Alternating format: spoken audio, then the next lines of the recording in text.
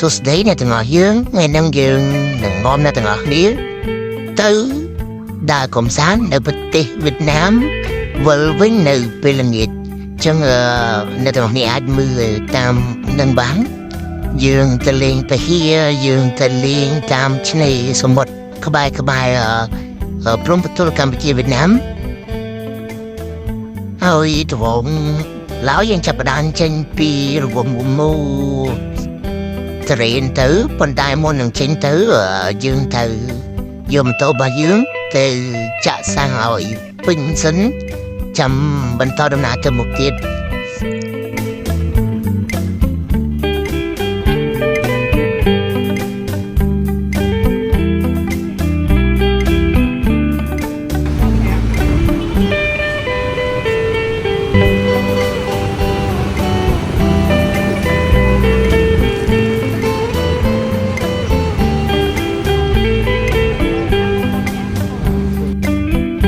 បន្ទាប់ពីចាក់សាំងហើយយើងក៏បន្តដំណើរទៅតាមផ្លូវទៅលេងកែប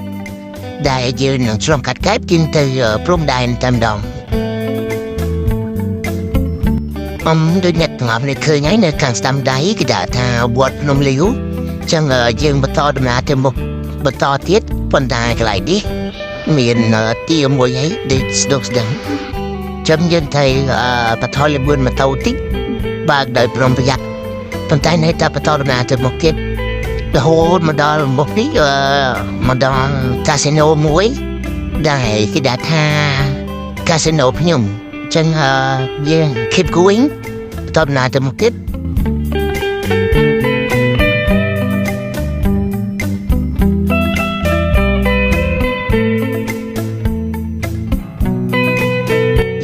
យើងបានមកដល់ព្រំដែនហើយប៉ុន្តែយើងត្រូវចូលទៅដូរលុយសិនដើម្បីបន្តដំណើរទៅទៀតបន្ទាប់ពីដូរលុយហើយវាយប៉ាសពតហើយយើងមកដល់ហ្គេតខាងវៀតណាមអញ្ចឹងយើង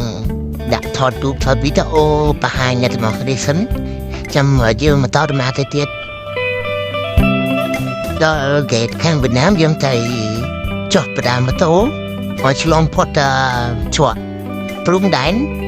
ទើបយើងអាចជិះទៅមុខទៀតបាន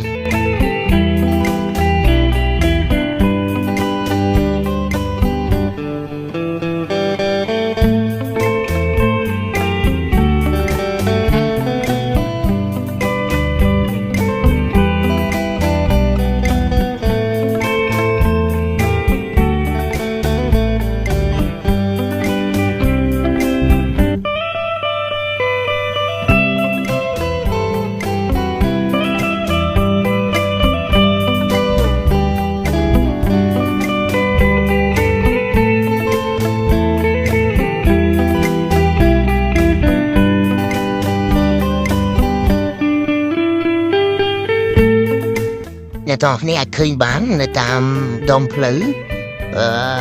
យើងអាចឃើញតាមផ្ទះនីមួយៗពីច្រើនពួកគាត់ដាំផ្កាលម្អពេញផ្ទះខៀវស្រងាត់ពេញផ្ទះតែម្ដងអញ្ចឹងយើង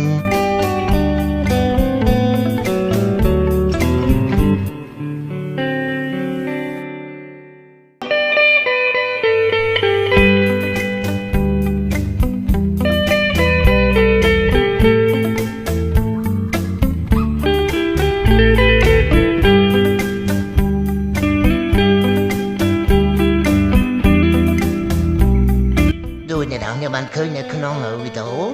ឈ្មោះឆ្នេរខ្សាច់របស់វៀតណាមហ្នឹងហើយ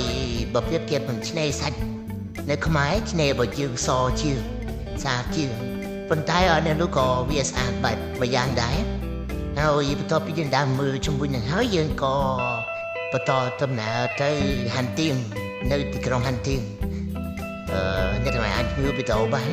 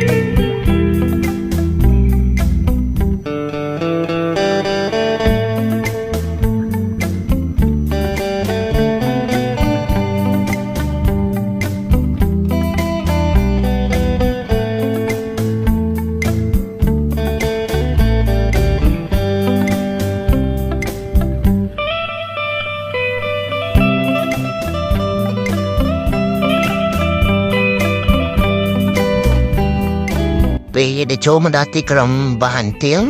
យើងក៏បានទៅដើរមើល local market របស់ពួកគាត់នៅហ្នឹងហើយក៏ដើរទៅថតរូបតាមមាត់ទៅចាំបោះសមុទ្រដីសមុទ្រហ្នឹងឃើញថាហើយសួរខ្យល់អាកាសល្អ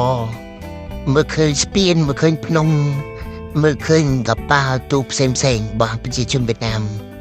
អូខេពិតជាអារម្មណ៍ល្អពេលដែលទៅលេងនៅហ្នឹង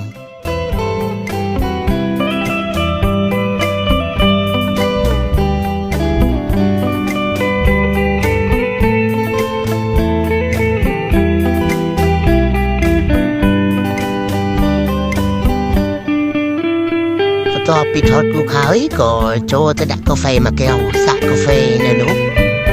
ហាងនេះក៏ល្បីគួរសមដែរនៅតាមមាត់សមុទ្រហ្នឹងមានគេចំថៃ decoration គេពិតជាតាក់ទាញមែនទែនតែរំថាធម្មជាតិពិតខ្យល់អាកាសល្អហើយកាហ្វេក៏ឆ្ងាញ់ហើយទេសភាពក៏ស្អាតតែរៀងពិបាកតិចដោយសារនៅនោះគាត់អត់សូវប្រើប្រាស់ភាសាអង់គ្លេសចឹងយ៉ាងណាប្រើភាសាថៃបកាបានមកទិញកាហ្វេផាក់បាន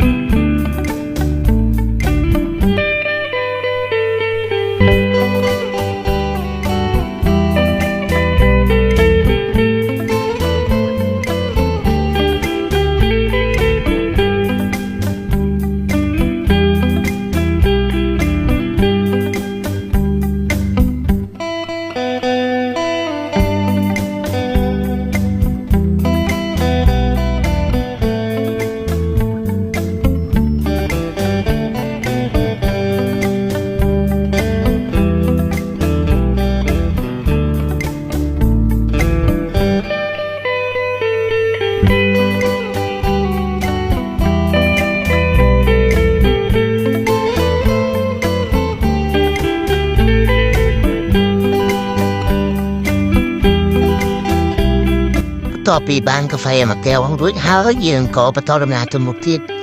យើងជិះកាត់សមុទ្ររបស់គេហ្មងដោយសារយើងចង់ដឹងថាតើទេសភាពវាស្អាតបែបណាតែទេសភាពស្អាតមែនខាងនេះយើងមើលឃើញទីក្រុង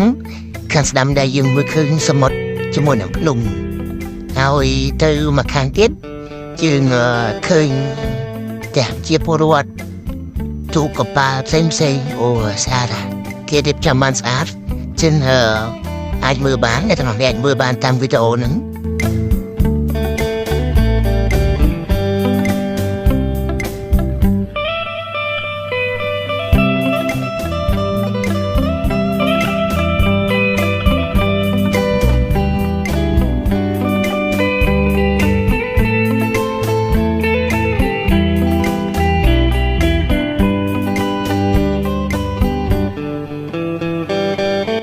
ស្រឡាញ់ពេញចិត្តមួយគាត់ថានៅតាមមុខ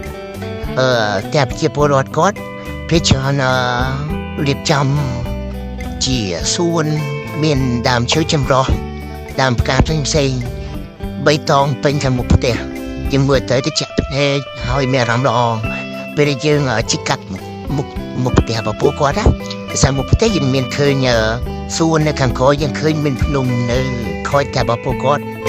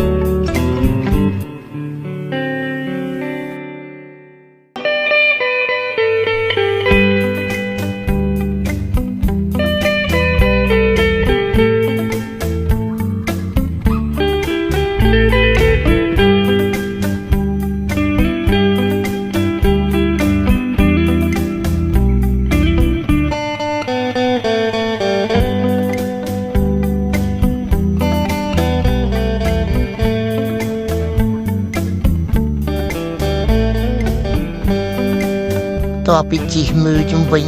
ទីក្រុងហាន់ទៀនហើយយើងក៏បន្តដំណើរទៅផ្នែកមកខាងទៀតនៅខាងនេះគឺជនមានឃើញការវិហារតាមបែបសាសនាគាត់នីមួយៗចឹងណាចឹងយើងមើលការរៀបចំរបស់ពួកគាត់ផ្សេងគ្នាចឹងអាចមើលបាននៅក្នុងវីដេអូនៅខាងមុខទៀត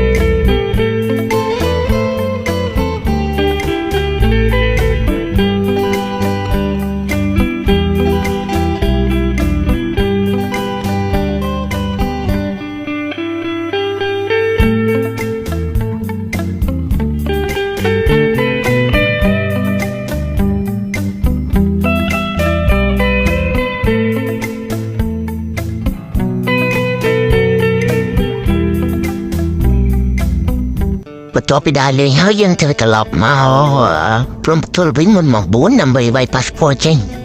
បន្ទាប់ពីវាយ passport ចេញហើយយើងក៏បន្តដំណើរចូលមកទឹកដីកម្ពុជាយើងវិញនៅតាមផ្លូវយ៉ារំតាទៅជាស្រួលខ្យល់អាកាសក៏ល្អ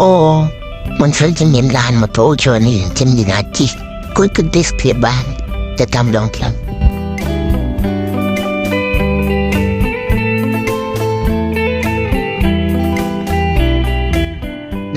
អ្នកទាំងអស់គ្នាអាចមើលបានតាមឆ្នេររបស់យើងផែរបស់យើងនៅកែបក៏មិនអន់ដែរស្អាតការរៀបចំក៏មានរបៀបរៀបរយយើងអាចជិះម៉ូតូចូលទៅអង្គុយសម្រាកនៅពេលដែលយើងជិះឆ្ងាយទៅកែចុកខ្នងអញ្ចឹងណាចឹងនៅនេះក៏មានទីតាំងឲ្យយើងចូលទៅអង្គុយគុណទេសភាពនៅខាងនោះមានភ្នំនៅខាងនេះមានទឹកសមុទ្រហើយបន្ទាប់ពីអស់ហើយយើងក៏ជិះចូលមកក្នុងកែបវិញទៅសម្រាប់នៅតែរបស់ពួកយើងចឹងវីដេអូហ្នឹងមានតែប៉ុណ្្នឹងអ្នកទាំងនេះអាចមើលបានបាយបាយ